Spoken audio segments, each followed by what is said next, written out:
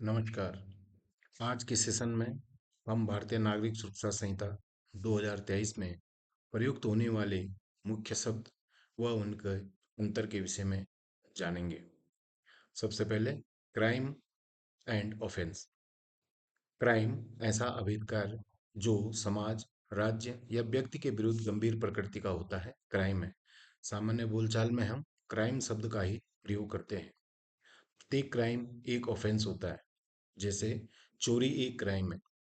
इसी तरह ऑफेंस विधि द्वारा निषिद्ध कार्य या लोप एवं दंडनीय जो किसी मानव द्वारा दुरासत से किया गया हो, जिससे कोई क्षति हो, ऑफेंस कहलाता है।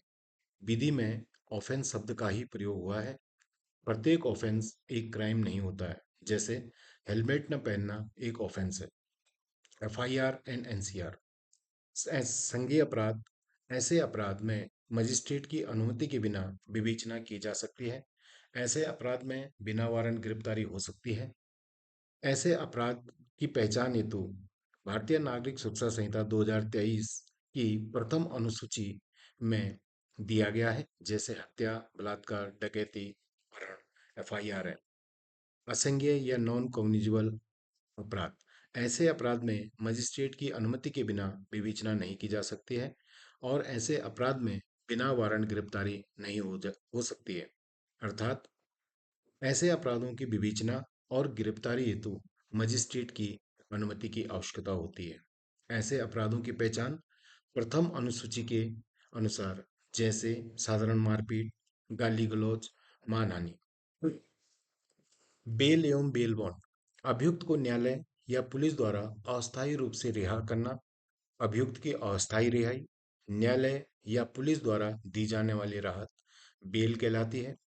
न्यायालय में उपस्थित होने हेतु विधिक लिखित आश्वासन अभियुक्त की न्यायालय में उपस्थिति सुनिश्चित करना।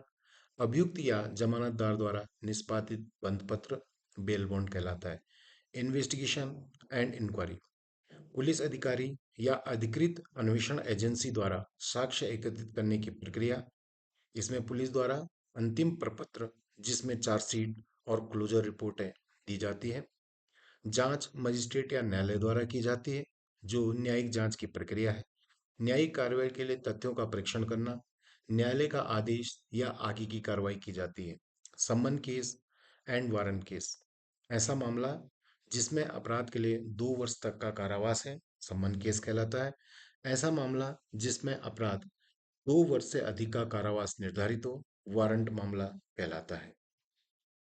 दंड एवं शास्ति, पनिशमेंट एंड सेंटेंस।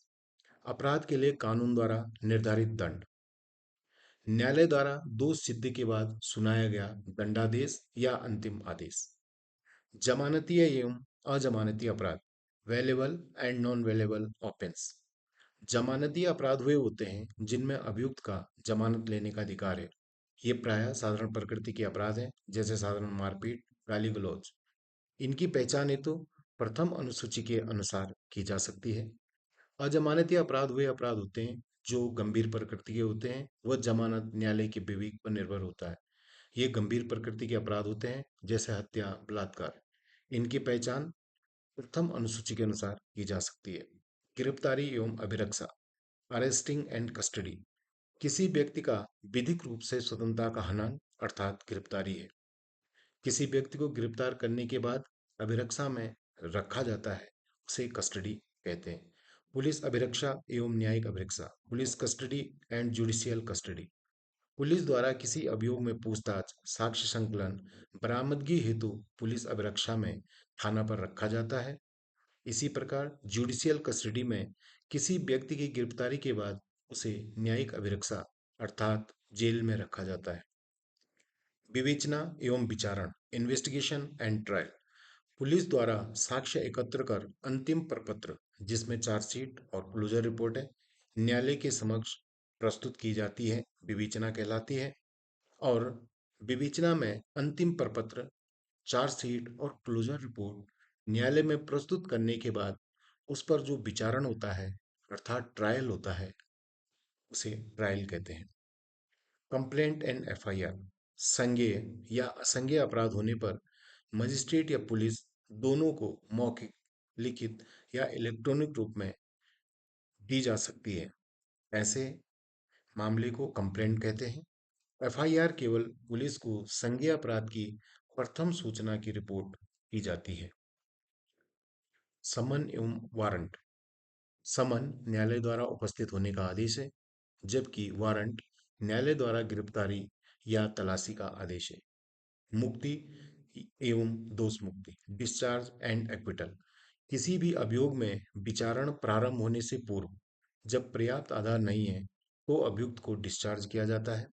किसी अभियोग में विचारण पूर्ण होने के बाद अपराध के सिद्ध न होने पर अभियुक्त को दोष मुक्त अर्थात एक्विटल किया जाता है।